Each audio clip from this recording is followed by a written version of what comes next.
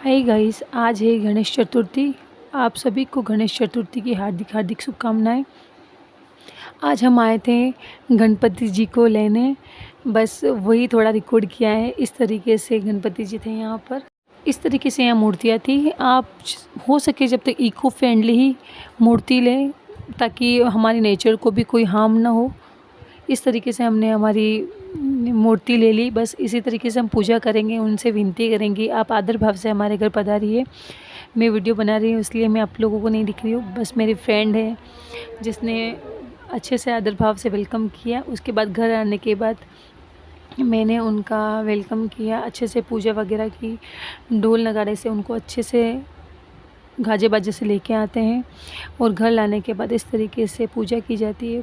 पूजा करते वक्त ये मूर्ति गणपति जी को लाते वक्त चाहे हस्बैंड हो, घर का बेटा हो, बेटी हो, कोई भी इसे पकड़ सकता है। तो बस मेरा बेटा छोटा है, इस वजह से मेरे हस्बैंड को मैंने ऑफिस से बुलवाया था। इस तरीके से हमने गणपति जी का स्वागत किया। और अभी हमने उनकी चौकी तैयार नहीं की, इस वजह से मंदिर के नीचे ही विराजमान किया है। अब मैं इनकी चौकी वगैरह तैयार करूँगी, क्योंकि मुहूर्त अभी थोड़े टाइम बाद का है। हम गणपति जी थोड़ा लेके आ गए टाइम पे, क्योंकि बारिश बहुत तेज़ थी। कैसे मैं चौकी वगैरह तैयार करती हूँ वो आपके साथ शेयर करूँगी। इस तरीके से गणपति जी की चौकी मैंने इस तरीके से तैयार की।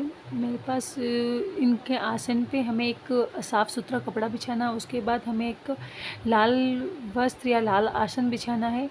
उस पे हमें अक्षत के ऊपर अक्षत रखने के बाद ही हमें गणपति जी को विराजमान करवाना है। मैं इनका मुंह ढक के लाई थी, वो मेरी बेटी से मैंने खुलवाया, ताकि बस मेरे बेटी का भी हाथ लग गया, क्योंकि वो स्कूल गई हुई थी, उस टाइम थी नहीं। इस टाइम पे मेरी बेटी से मैंने उनका मुंह वगैरह खुलवा दिया था। उसके बाद मैंने गणपति जी को विराजमान करवाया।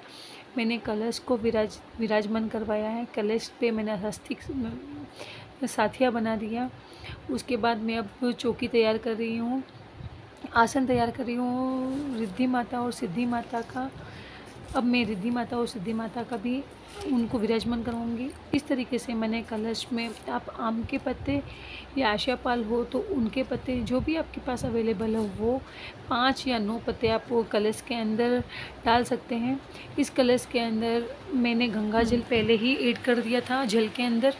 उसमें आपको थोड़ी सी हल्दी, चावल, सुपारी, 1 रुपया, ये सब आपको इस कलश के अंदर डालना होता है। उसके बाद जो डेली आप जिनकी पूजा करते हैं, जिन गणेश जी की, उनको भी आपको यहाँ साथ में ही विराजमान करना है। हमारे पास इस तरीके से छोटे गणेश जी है, उनको मैंने अच्छे से अंगी करके उनको भी विराजमान करवाया। उसके बाद सिद्धि माता और रिद्धि माता को भी मैंने उनके आसन पर विराजमान करवाने के बाद जो कलश था उसके ऊपर मैंने नारियल से रोली लपेटी। रोली आप 5 बार, जितनी बार आप लपेट सकते हो, मैंने सिर्फ 5 बार उसको नारियल को रोली से लपेटा और कलश पर अर्पित किया। इस तरीके से सबको विराजमान करने के बाद हमने गंगा जल भी सब पे छिड़क दिया।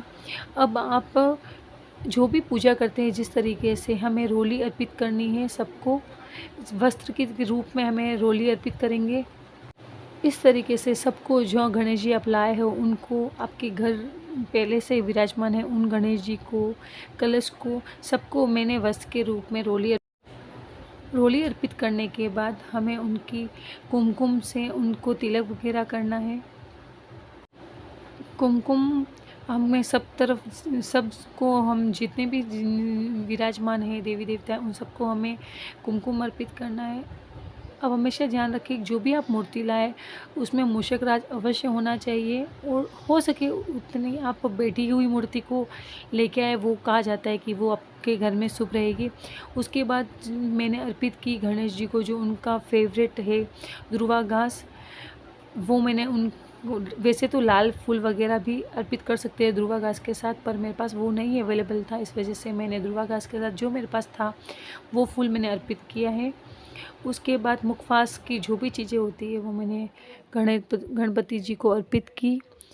5 फल, गणेश जी को मैंने 5 फल अर्पित किए। गणेश जी का फेवरेट लड्डू, मोदक, हो सके जब तक आप मोदक अर्पित कीजिए, पर मैं आज मोदक नहीं ला पाई, इसीलिए लड्डू लेके आई। लड्डू कोई से भी हो सकते हैं, बेसन के, जो आप चाहे वैसा लड्डू चढ़ा सकते हैं आप। वैसे पसंद इनको मोदक ही है, ऊपर आपके पास अवेलेबल हो वो आप चढ़ा सकते हैं। उसके बाद मैंने इनके फूल माला अर्पित करी, जो पुष्प माला होती है वो गणेश जी को अर्पित करी, कलश को अर्पित करी, जो हमारे सिद्धि माता रिद्धि माता थे उनको अर्पित करी। इस तरीके से मैंने जो श्रृंगार होने के बाद जो उनका पुष्पमाला थी वो हमें अर्पित करनी है। उसके बाद आपको जो आप लेके आए हैं आपकी श्रद्धानुसार वो फल उनको अर्पित कर देने हैं। इस तरीके से गणेश जी को हमें स्थापित करना होता है। स्थापित करने की विधि ऐसे ही होती है, चाहे आप 5 दिन के लिए करो या 9 दिन के लिए, सारा विधि विधान इसी तरीके से होता है। बस कोई विसर्जन 5 दिन में करता है, कोई 2 दिन में और कोई 9 दिन में, कोई 2.5 दिन में भी करता है।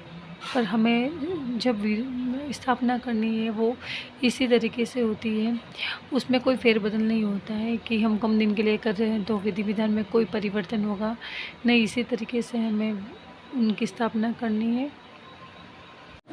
इस तरीके से आपको अपना थोड़ा सा मन पवित्र रख के ये सब पूजा करनी है।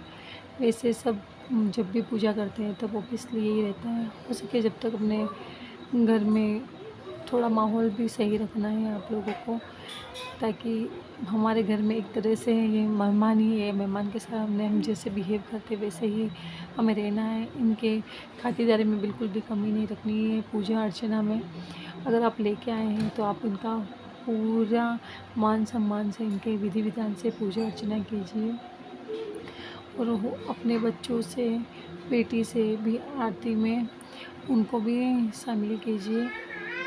इस तरीके से बस मेरा सारा स्थापना का सारा हो गया था। मैंने अपने गणपति विराजमान करने के बाद बस अब मेरा मुहूर्त हो गया था, तो उसके बाद मैंने जोत लगा दी गणपति के सामने, क्योंकि मेरे गोदी में मेरा छोटा बच्चा रक्षु भी था, वो भी काफ़ी टायर्ड हो चुका था, तो मैंने उसे अपनी गोदी में ले रखा है, देख सकते हैं।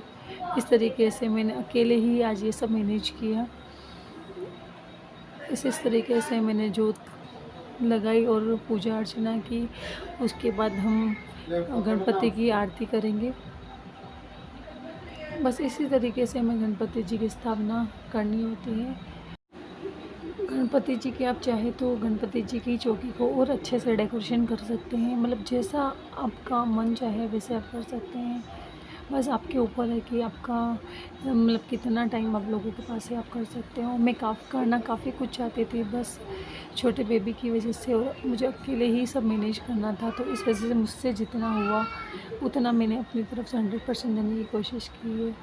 फिर तो देखते हैं क्या होता है।